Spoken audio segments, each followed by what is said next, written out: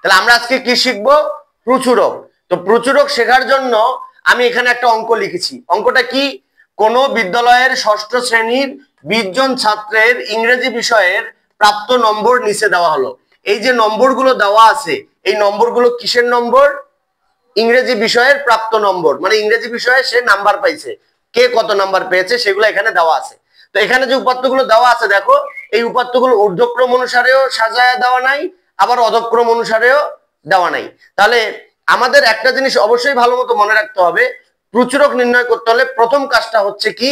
উপাত্তগুলোকে আগে ঊর্ধ্বক্রম অনুসারে সাজাতে হবে। কি করতে হবে? প্রচুরক নির্ণয় করতে হলে উপাত্তগুলোকে আগে ঊর্ধ্বক্রম অনুসারে সাজাতে হবে। আমি সমাধান লিখে আগেই উপাত্তগুলোকে ঊর্ধ্বক্রম অনুসারে সাজিয়ে লিখেছি। কেন? কারণ ভিডিও যেন ছোট হয়, লং ভিডিও যেন না হয়। তো এই যে ঊর্ধ্বক্রম মানে কি? ঊর্ধ্বক্রম মানে হলো ছোট থেকে বড়। এই ছোট থেকে বড় সাজাতে যদি তোমরা ভুল করো তাহলে কিন্তু তোমাদের অঙ্কটা ভুল হওয়ার সম্ভাবনা বেশি। তো আমি আগেই ঊর্ধ্বক্রম অনুসারে সাজিয়ে লিখেছি। এরপরে প্রচুরক নির্ণয় করার জন্য যে বর্ণনাটা, সেটা তোমাদের ঠিকমতো লিখতে হবে। কি লিখতে হবে? ঊর্ধ্বক্রম অনুসারে সাজিয়েছো, এরপরে লিখতে হবে এখানে। কি লিখতে হবে? এখানে। এখানে লেখার পরে কমা দিতে হবে। কি দিতে হবে? কমা দিতে হবে।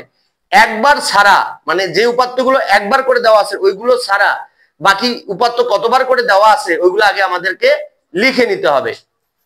এখানে 60 কয়বার করে আছে? 2 বার। তাহলে আমরা লিখবো 60 2 বার। 60 কতবার? 2 বার, কমা। তারপরে এখানে 71 একবার আছে, এটা লেখার দরকার নেই। 75 কয়বার আছে? 3 বার। তাহলে লিখবো আমরা 75 3 বার। 75 কতবার? 3 বার। তারপরে 78 কয়বার আছে?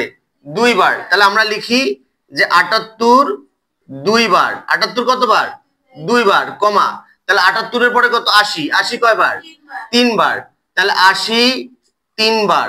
80 3 বার, কমা। তারপরে 85 2 বার। 85 2 বার।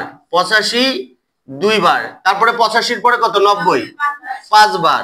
তাহলে লিখবো আমরা 90 5 বার। 90 5 বার। তারপরে কি আছে? বাকি সংখ্যাগুলো একবার করে আছে। তাহলে এখন আমরা লিখবো যে বাকি উপাত্তগুলো লিখি। বাকি উপাত্তগুলো একবার করে রয়েছে। একবার করে রয়েছে। বাকি উপাত্তগুলো কতবার রয়েছে? একবার করে রয়েছে। এরকম করে আগে সুন্দর করে বর্ণনাটা দিতে হবে। এরপরে লিখতে হবে যেহেতু। কি লিখতে হবে? যেহেতু। আবার এই দিকে যেহেতু লিখলে কিন্তু হবে না, ওটা আবার নিচের লাইনে লিখবা, তাহলে সুন্দর হবে। যেহেতু 90 কত বেশি বার রয়েছে, যেহেতু 90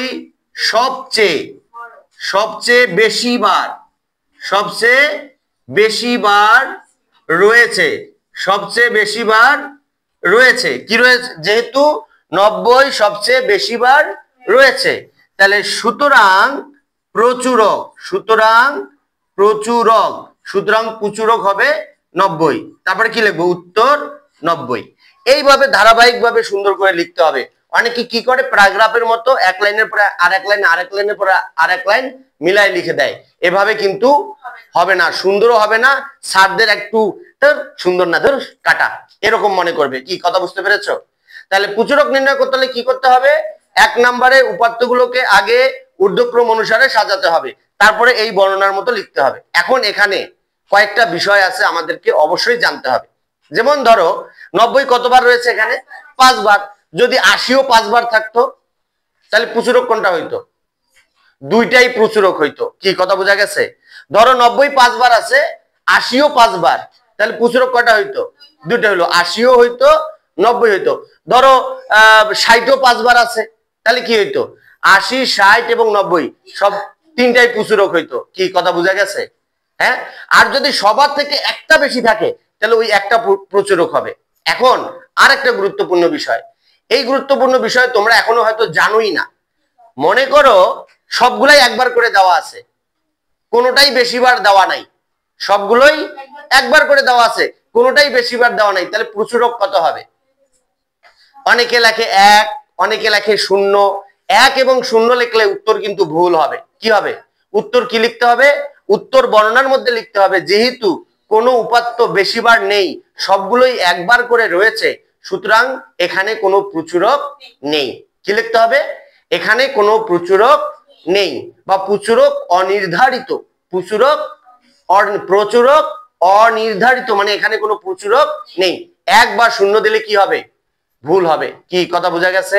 হ্যাঁ, আশা করি আপনারাও বুঝতে পেরেছেন। যদি বুঝতে পারেন তাহলে শেয়ার করে অপরকে শেখার সুযোগ করে দিবেন এবং ফলো দিয়ে পাশে থাকবেন। আর 2026 সালে সপ্তম শ্রেণীতে যারা অনলাইন ক্লাসে ভর্তি হতে চাও তাহলে অবশ্যই মেসেঞ্জারে নক দেবেন। Thank you very much. আসসালামু আলাইকুম।